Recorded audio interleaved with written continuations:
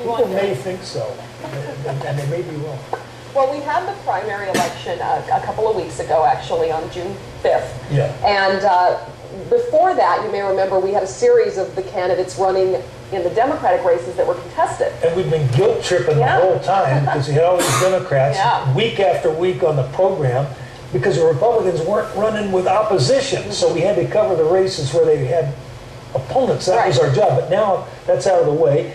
And we're so glad to have Janice Arnold-Jones here with us, the Republican nominee for Congress in New Mexico's 1st Congressional District, the Albuquerque Metro, and big old Torrance County, and some parts of Valencia, and some parts of a few precincts in Santa Fe.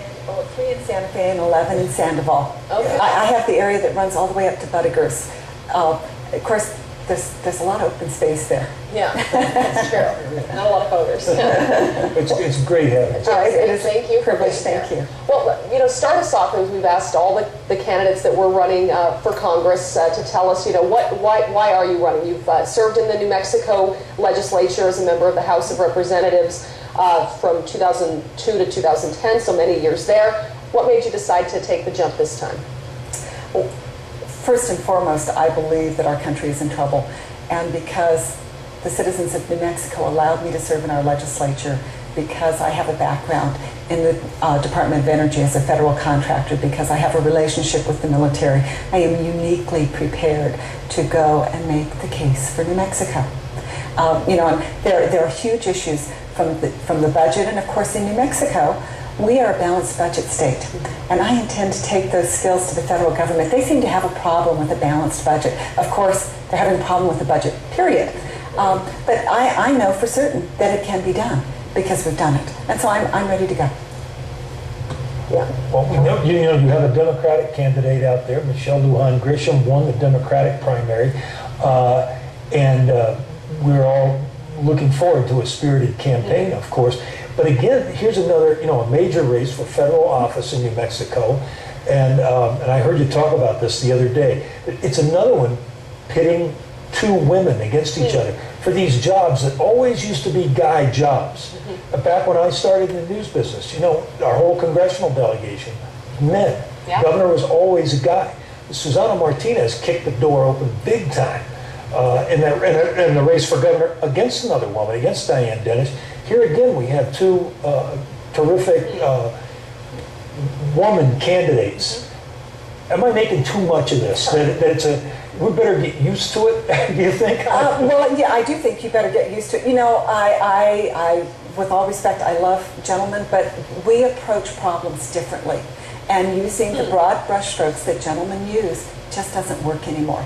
And women, just by who we are, look at the details, we look at the foundation, and we have some foundational issues that we have to deal with right now. And so I'm not at all surprised that more women are actually running against one another and they're going for those top offices.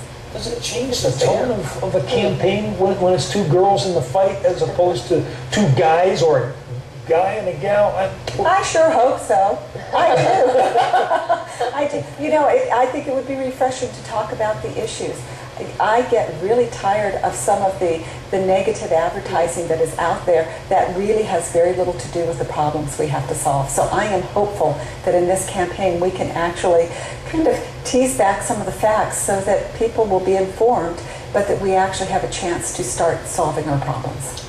You said the foundational kind of concerns that we have as a country even, and of course New Mexico is a big part of that. What are some of those to you? What do you see as the biggest challenges as you, a congresswoman, would go in facing?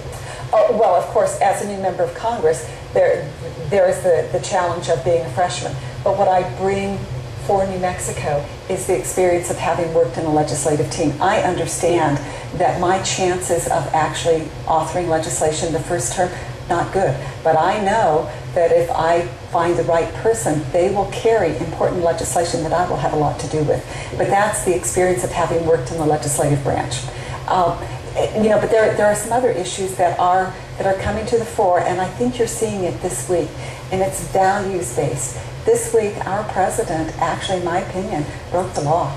And what I hear from my friends on the other side is that we are going to fundamentally transform our nation, does that mean we're going to fundamentally do away with our Constitution? Or do you support 3 branches of government? This is very basic stuff, but we're there. You're talking about the Eric Holder stuff? Executive privilege. Executive privilege, the taking of a law and summarily as the president saying, we're going to obey this part of the law, but not this part. You see, there are 3 branches of government, and in our Constitution, it says very clearly that that is a congressional prerogative, not an executive one. And so you have to decide, is our form of government strong, and is it the best for the people? And I say, yes, it is. Because I can look at lots of other countries where there is a top-down form of government, and the innovation simply does not exist there. Just to play devil's advocate, Yes, of ma'am. course, the gridlock in Congress has been something people have been frustrated with because it doesn't seem like Congress gets a lot of movement on a lot of very important things, deficit measures, spending measures, things that need to be done. What has your view been on that as you've watched that? Have you been frustrated as well? I'm always frustrated when you should be talking about issues, and with all respect, we're talking about sound bites. This nation knows that there are real issues that must be dealt with. The fact that we are in debt, we are so far in debt that if we did not pay any administrative costs and we took all of the defense budget out, we can't pay the bill. We are not bringing in enough revenue. That is a frightening, frightening statement. And the only way to actually solve that is to get in and actually talk about the hard decisions that have to be made to change that picture. And sound bites simply don't do that. So a lot of politicians are obviously in an election year, especially right now, sticking to those sound bites, sticking to what they think will probably get them reelected right now. It doesn't seem like an effective way, and especially when you're running every 2 years in the House, because you're always running. How do you overcome that? I'm going to look like a duck. I'm going to be real calm on the surface, and I'm going to paddle like heck under the surface. And, I am hopeful, and I believe that the citizens of New Mexico know that it's more than a soundbite. And so it is personal. It's one-to-one-to-one.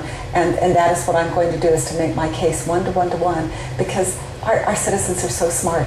They actually have the answers. And I go back to, they do call me Lady Sunlight. Please don't think I thought that up. There were real citizens who said, we have a problem here. What are you going to do about it? And it was simply an act of listening to them. And that's how the webcams got to Santa Fe. Yes, we remember the year that the webcams came into the legislature and those meetings, and Lady Sunshine was the title bestowed on you after that, showing everyone what's going on up there. A huge step for open government, and a branch of government that is so set in its ways that a little presence of a little webcam or an electronic device on the table at a committee meeting can set people into a Yeah, well, we did catch a few people sleeping, I think, on shots.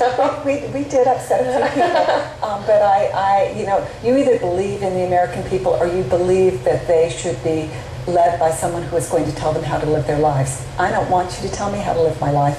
And that's really the value question that is now in this election is, should the American people lead their own lives or should the government run it for you? Which is better?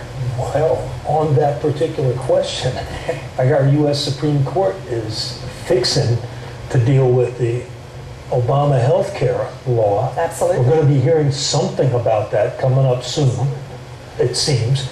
In the meantime, just this past week, there was a big Associated Press, GFK polling, I believe, showing that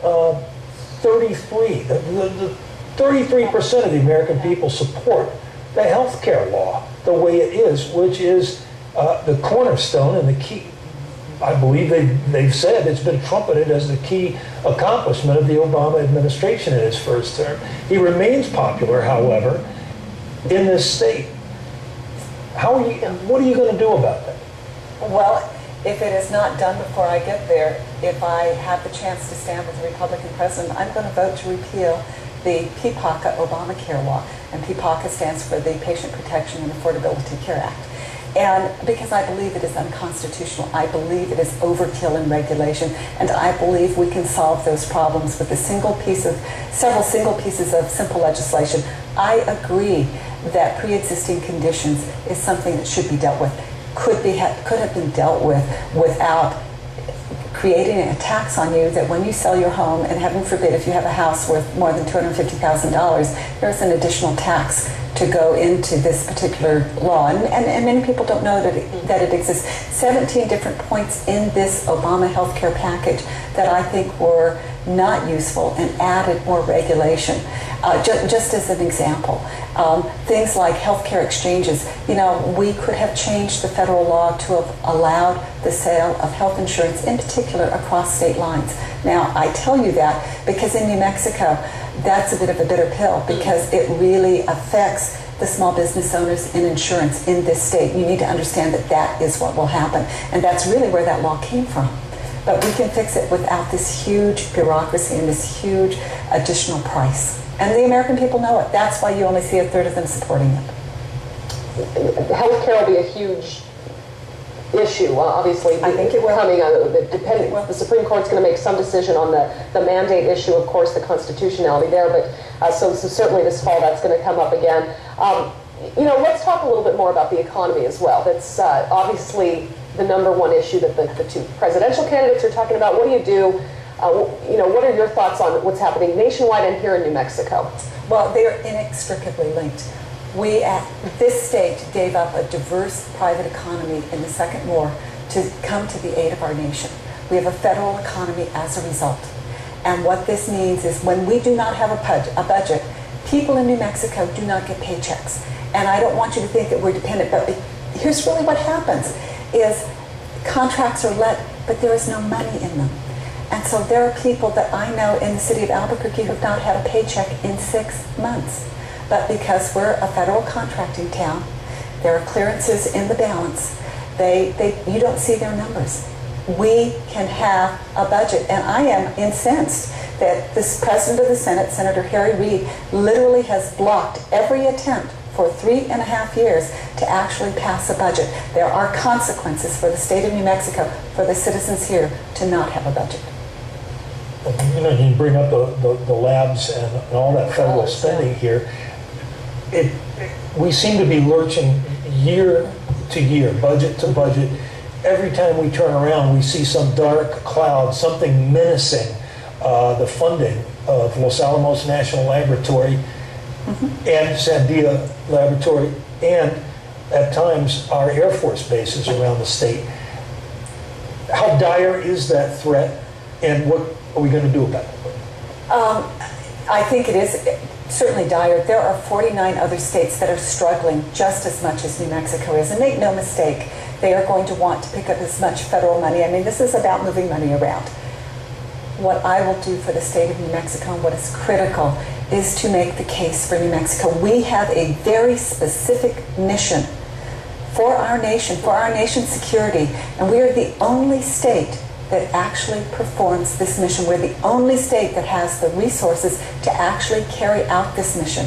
It is absolutely imperative that the congressional delegation make sure that other states understand what it is. When I went back to Washington, I actually made a conscious call on the Tennessee delegation to see what they wanted to do. Do you want to take out Los Alamos? They know very well that that is a poor choice for our nation. Yes. Let's talk a little bit more about stay on the labs for a second here, and how are their missions right now? You said we're clearly defined. Do those need to evolve at all? Are you looking toward the future of what Los Alamos and Sandia will be and could be?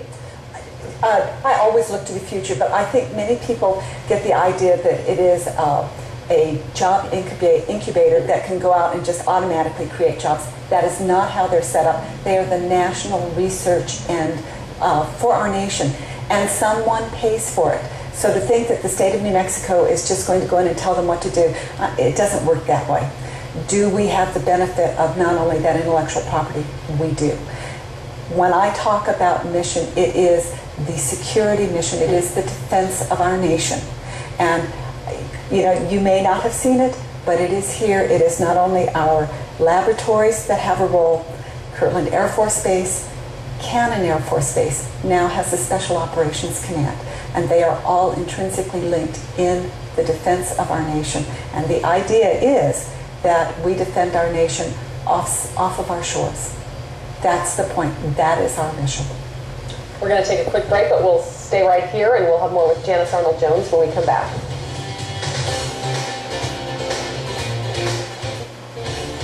Thanks for staying with us for Eye on New Mexico this morning. Once again, we've been talking with Janice Arnold-Jones, the Republican running for New Mexico's 1st Congressional District, U.S. House of Representatives. Obviously, we had the primary on June 5th. Janice ran unopposed in the primary. Now she'll be taking on Michelle Lujan Grisham in the general election. So it's going to be an exciting few months ahead. Thanks again, Janice, for being here. Oh, it is a privilege. It is a privilege. And there is so much to talk about between now and November 6th. Yeah. From jobs to how we're going to actually balance that budget, to how we're going to manage our debt and deficit, and maybe we could have a real energy policy. Who knows? Maybe. I was wondering if you guys got the message. Yeah. The president said that the private sector is doing fine. That's right. I had a little problem with that statement. So let me ask you, how are your savings? Are they fine? No. How are your friends' businesses? Are they fine? No. And so the future indebtedness of your children to go to college, is that fine? Well, one's on an athletic scholarship. All right, well, we won't count him, okay? It's her. It's her. But No, it's not that was kind of staggering. Well, I think you're I don't know absolutely right. when. A lot of Americans were kind of staggered. Oh yeah, and people no one would look around and say, "Hey, everything's great." What's up with I that? don't think anyone would say that. well, I would say you need to listen to the second part of his statement, which is the private sector is fine.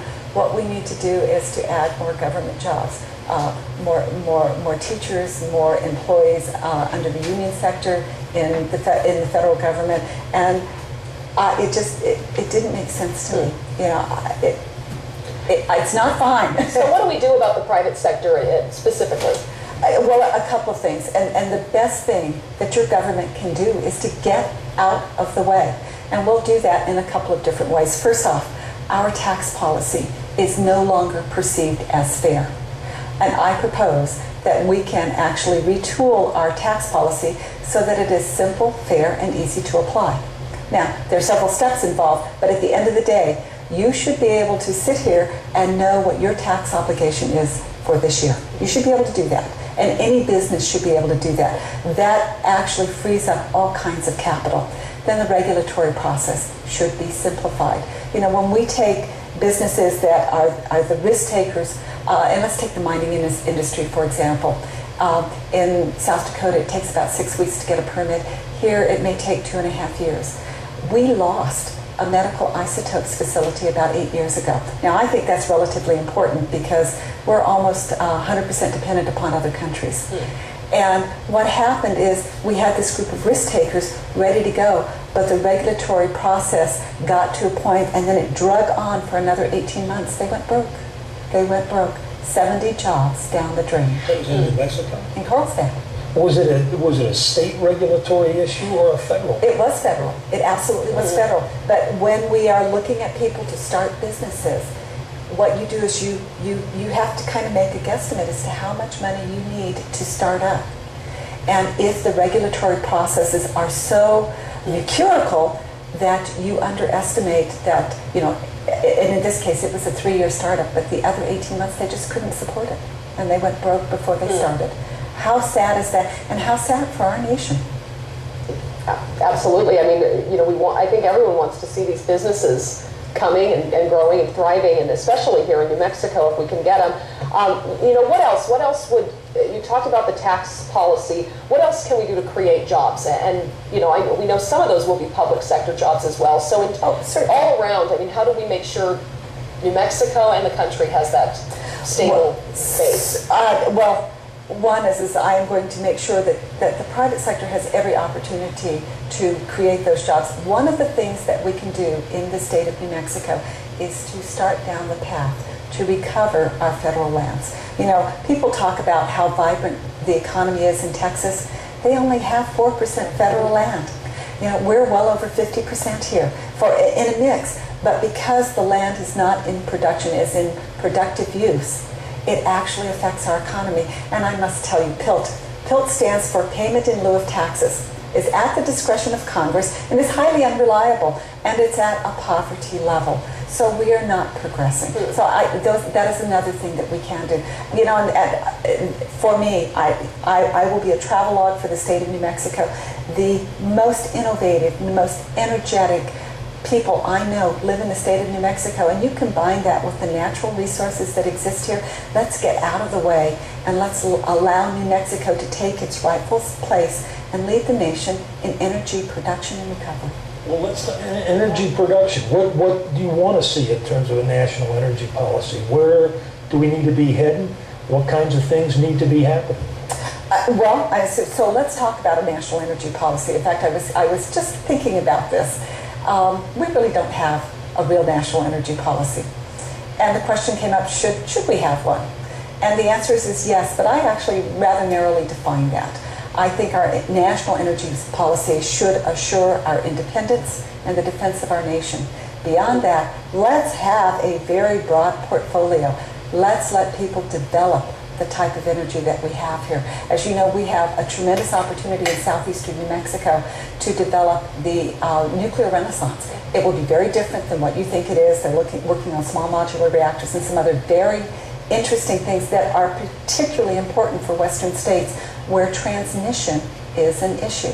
We have natural gas in abundance, but transmission is an issue. And so our geography is our great benefit, but it's also our great challenge when it comes to actually creating that diverse economy.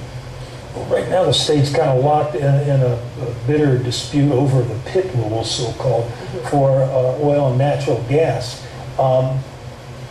Do you see some kind of lightening of federal rules, and at the same time that on a state level somehow, the people in the industry say there's too much, the rules are too strict, it's inhibiting them from drilling, and the rigs are going elsewhere. Is there a void of federal stuff there that allows this to happen, on a state-by-state basis? Well, I think it's a combination, and the pit rule that you're talking about is really a state rule. Yeah. And the problem about regulation, in fact, the problem about government doing much of anything, it takes a one-size-fits-all approach. It's kind of like your kids. They're not one-size-fits-all, but neither are wells of any sort. And so they applied the pit rule to absolutely everything when it wasn't necessary. So it became just cost prohibitive to actually take the risk to drill. And it drove the rigs away. And so I think a more reasonable pit rule, but where there is a need for a pit rule, we actually should use it. And I don't know anybody in the industry who would not say she's absolutely right, because there's no need to actually do harm to our environment. We all live here. You would absolutely agree with continuing drilling, obviously, here in New Mexico. But beyond that, and you can talk about that too, but you mentioned nuclear. What other sources can we tap into right here in New Mexico, and how much are you going to devote to making sure that those renewable energy sources are something that are looked at? Well, so let's go back to the basics. What makes our nation different than anybody else in the world is we have accessible, affordable energy, whether it's transportation energy or energy for your household. We are on a path right now taking our accessible and affordable energy from about 9 cents a kilowatt hour to a renewable portfolio that will kick up your cost to 28 cents a kilowatt hour. And I should have done the math, but you're probably talking about another $200 out of your pocket every month. This is just foolish. And I think there are really terrific things to do with renewables, but we have missed the mark. And if you want to see manufacturing in our nation come back, the first thing you have to do is have accessible, affordable energy. And there is no substitute. And if we want to talk about the green portfolio, there's real problems with it. And if you take away the subsidies, it's incredibly expensive. In fact, there was a story in the Journal this week. Did you read that? The P&M bills. And so as a legislator, I have been looking at these numbers for a number of times. And I say bravo, more transparency, because when people see what the cost difference is, they're going to go, I don't think so. It was a very interesting story about how, people environmentalists certainly don't want necessarily, or some are fighting the showing of those costs on the bill, because certainly it will be sticker shock for a lot of people to see what that's actually costing. The goal, of course, would be to get those costs down eventually, though. Right, but in using taxpayer dollars and creating a fictitious economy to do it will not actually create what I believe is sustainable change. I believe there is a place for it.